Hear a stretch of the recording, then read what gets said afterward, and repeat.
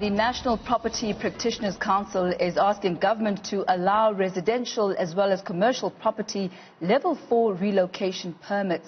Many in the property sector are currently unable to operate due to the current lockdown regulations that have put them only in level 2. Now this means that tenants with expired leases cannot move or occupy their new properties. Now the NPCC also wants the sector to be moved from level 2 to level 4 and have since written a submission to risk-adjusted strategy for economic activity published by the Department of Cooperative Governance and Traditional Affairs. Joining us now on the line is Vuyiswa Mutshekwane, the National Property Practitioners Council Chairman.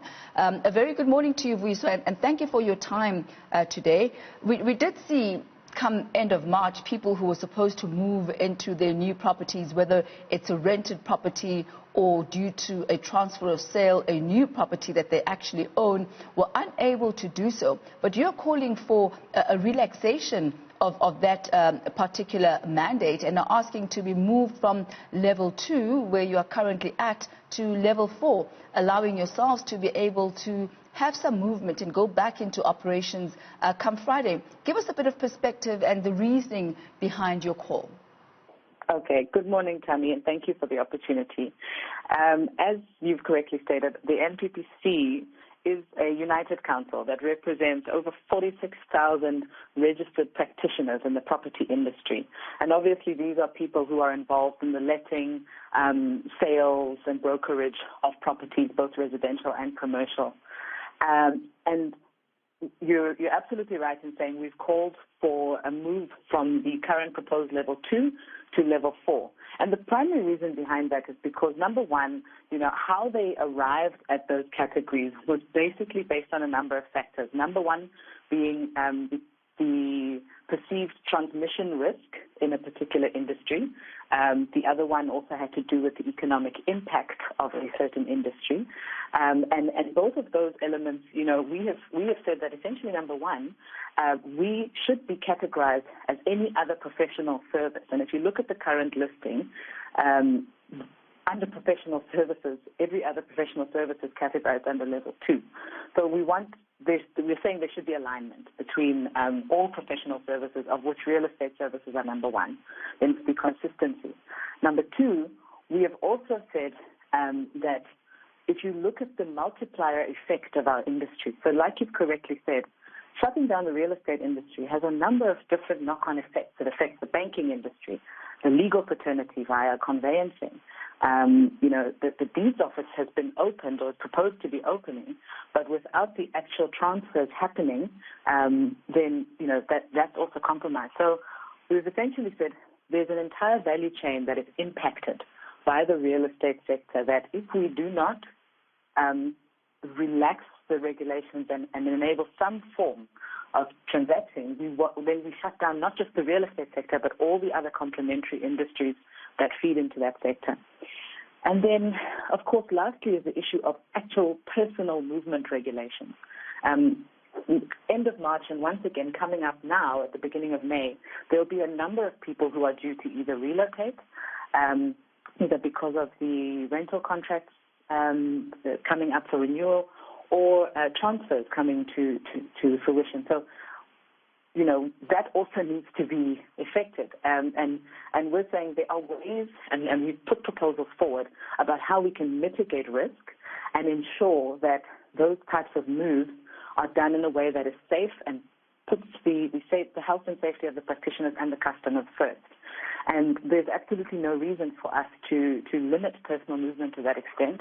There's no need for us to close down not just an industry, but an entire value chain that's dependent on that industry. What we need to be doing is putting forward safety measures to ensure that the services that are conducted can be done in a way that is safe and doesn't put anybody at any additional risk.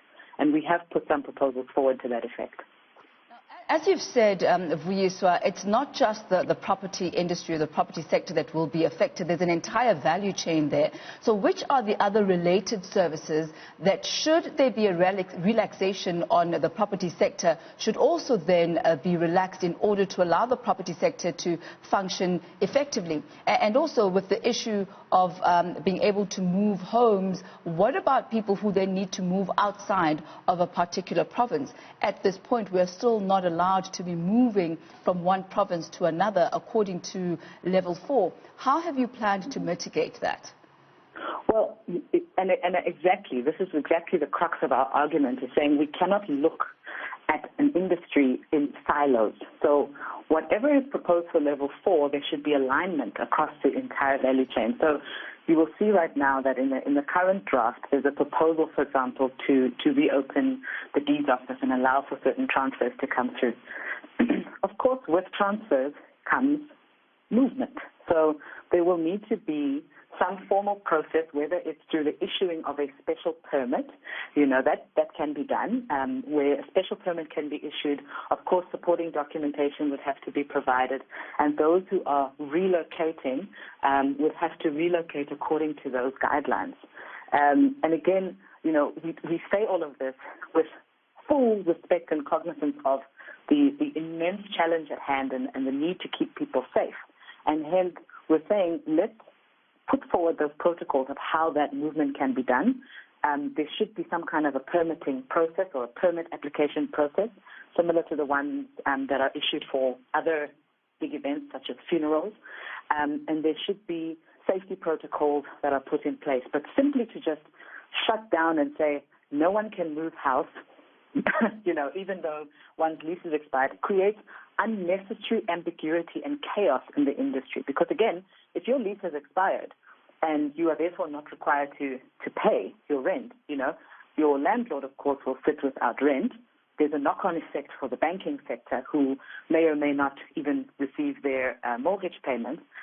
There's a knock-on effect, of course, even for the relocation industry. There's multiple knock-on effects. And the industry is saying there are ways that we can mitigate that risk, not to mention all other professional services are currently categorized as level 2.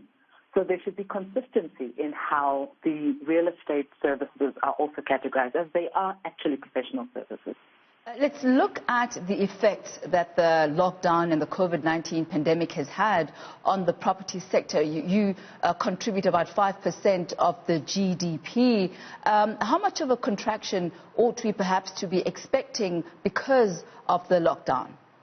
Yeah. So, current projected figures, we broadly as an industry are projecting a 40% contraction or reduction. And again, our calculations are looking at the entire value chain and the cumulative contribution to GDP. So if you take into consideration, as I said, all of the kind of supporting aspects, so whether you're talking about conveyancing fees, valuation fees, the actual removals, the registrations, and the transfer duties that are also paid over to government, the cumulative contribution of that is in the region of about 15 billion rand that the economy will be losing simply by not opening the industry up. And of course, we recognize that is going to be the case all around. Many industries are, of course, going to be affected by these downturns. But what is particular about the real estate sector is that there is this enormous value chain, and there are so many other players in supporting industries, even the construction sector. Whether we're talking about private residential, construction work, or even major commercial construction work. Again, also a top 10 contributor to GDP and highly interrelated with the property sector. All right. So we'll leave it at that for now. Vuyiswa, thank you so much for your time as well as your input. That's Vuyiswa Mutshekwane there from the National Property Practitioners Council, the chairperson, calling for a relaxation and the property sector to be allowed to trade under level 4, which starts on Friday.